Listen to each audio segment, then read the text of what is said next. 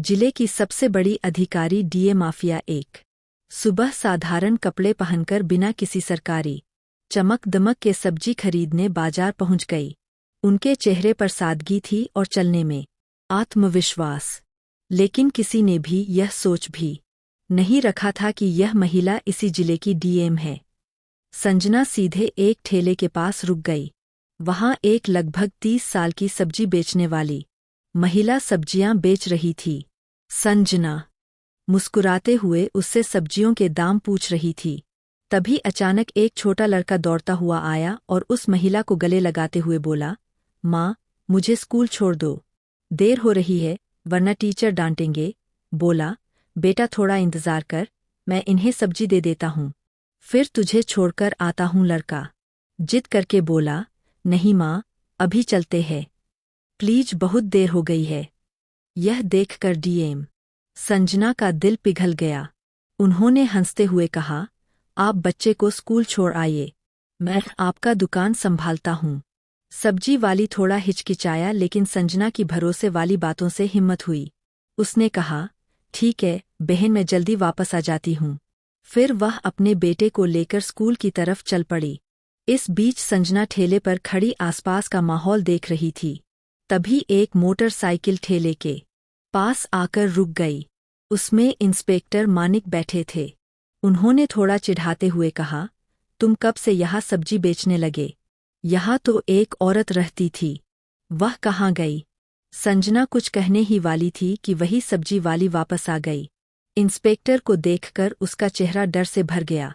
झुककर बोली, इंस्पेक्टर साहब, क्या चाहिए आपको? जो चाहिए ले लीजिए। इंस्पेक्टर ने बेतुकी तरीके से हुक्म दिया, आधा किलो टमाटर दे दो, 1 किलो भिंडी और आधा किलो पटल भी दे दो। औरत कुछ बोले बिना जल्दी से सब्जी तोल दी। इंस्पेक्टर एक पैसा भी दिए बिना मोटरसाइकिल पर चढ़कर चल दिया। यह सब देख संजना स्तब्ध रह गई। चले गए। कुछ देर चुपचाप बैठा रहा। फिर उसने सब्जी वाले से पूछा, बहन, उसने पैसे क्यों नहीं दिए? तुमने कुछ क्यों नहीं कहा? महिला की आंखों में बेबसी साफ दिख रही थी। धीरे धीरे बोली, बहन, मैं क्या कहूँ? वो इंस्पेक्टर रोज ऐसे सब्जी लेकर चला जाता है। अगर कुछ कहती हूँ तो गुस्सा होकर कहता है, मुझसे पैसे मांगोगी क्या? अभी तेरा ठेला को उठाकर ले जाऊंगा। मुझे डर लगता है, अगर ठेला चला गया तो घर कैसे चलेगा? मेरे बच्चे क्या खाएंगे? इसलिए चुपचाप सब्जी दे देती हूँ। यह सुनकर संजना का रंग उड़ गया। वह अंदर से कांप उठी। उसे यकीन नहीं हो रहा था कि माँ जो कानून की रखवाली करती है, खुद ही कानून से ऊपर है। मजाक उड़ाया जा रहा था। गंभीर आवाज में उन्होंने कहा, बहन, अब से ऐसा नहीं होगा। मैं अब तुम्हारे साथ हूँ। न्याय दिलाना मेरा फर्ज है। तुम एक काम करो, मेरा नंबर ले लो। कल जब तुम ठेला लगाओगी तब मैं वहां रहूंगी। तुम्हारे बजाय तुम घर आराम करो। बाकी मैं देख लूंगी कि वह इंस्पेक्टर पैसे देता है या नहीं। और अगर नहीं देता तो मैं उसे कानून की ताकत दिखाऊंगा। महिला की आंखों में आंसू थे लेकिन पहली बार उसके अंदर सुकून और उम्मीद की किरण भी चमकी। अगले सुबह संजना एक गांव की महिला बनकर गई। ना कोई मेकअप ना कोई पहचान। सामान्य साड़ी पहनी थी और सिर पर ओढ़नी रखी थी। ठेले के पास आकर खड़े हो गए। ठेले पर बहुत सारी सब्जियां सजी हुई थी। सब कुछ तैयार था। कुछ ही देर में इंस्पेक्टर मानिक अपनी मोटरसाइकिल लेकर वहां पहुंच गए। उन्होंने मोटरसाइकिल ठेले के पास रोककर तीखे नजरों से कहा, क्या मामला है? आज फिर तुम यहाँ? तुम उसका कौन हो? कल भी तुम यहाँ थे। आज भी तुम? संजना जो अभी भी गांव की एक आम महिला की तरह खड़ी थी, धीरे से बोली, मैं उसकी बहन हूँ, इसलिए आज मैं उसके जगह ठेला संभाल रही हूँ। इंस्पेक्टर ने घृणित हंसी देते हुए कहा, तो फिर तुम तो बहन से भी ज्यादा खूबसूरत हो। आज बहुत सुंदर लग रही हो। फिर अपनी आंखों से उसे सिर से पांव तक निहारने लगा और बोला, चलो छोड़ो यह सब, मुझे 1 किलो टमाटर दो और साथ में थोड़ा धनिये की मिर्च भी दे दो। संजना बिना कोई प्रतिक्रिया दिए सब्जी तोलने लगी और चुपचाप हाथ में दे दी। इंस्पेक्टर सब्जी लेकर वापस जाने लगा और मोटरसाइकिल स्टार्ट की। तभी संजना सख्त आवाज में बोली, रुको, तुमने अभी तक सब्जी का पैसा नहीं दिया, पैसा दो, ऐसे नहीं चलेगा। इंस्पेक्टर नाराज होकर बोले, किस पैसे की बात कर रहे हो? तो रोज फ्री लेता हूँ, तुम्हारी बहन से पूछो, वो कुछ नहीं कहती, और तुम मेरे सामने ज्यादा बात मत करो। फिर वह जाने लगे। तभी संजना तेजी से बोली, आप मेरी बहन से जैसे सब्जी लिए है वैसे निक ने मुझसे नहीं ली, हमें भी सब्जी के पैसे देने पड़ते हैं, हमें भी खर्चा करके सब्जी लानी पड़ती है, और अगर एक दिन भी सब्जी नहीं बिकी तो हमारे घर में चूल्हा नहीं जलेगा।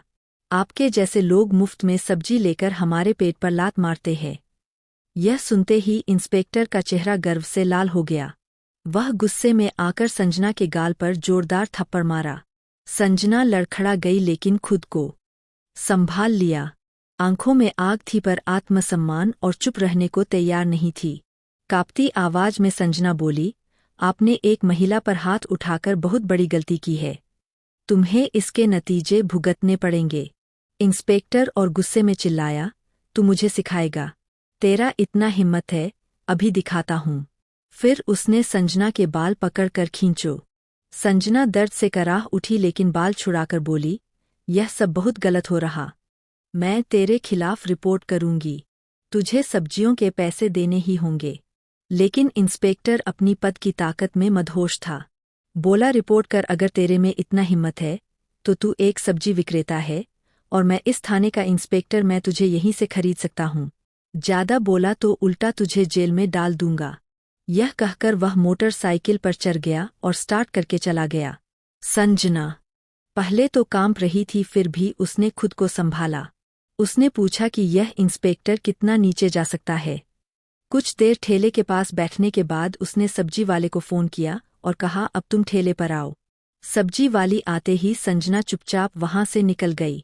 घर जाकर उसने अपने कपड़े बदले और पीले रंग का सलवार सूट पहनकर एक आम औरत की तरह थाने पहुंची।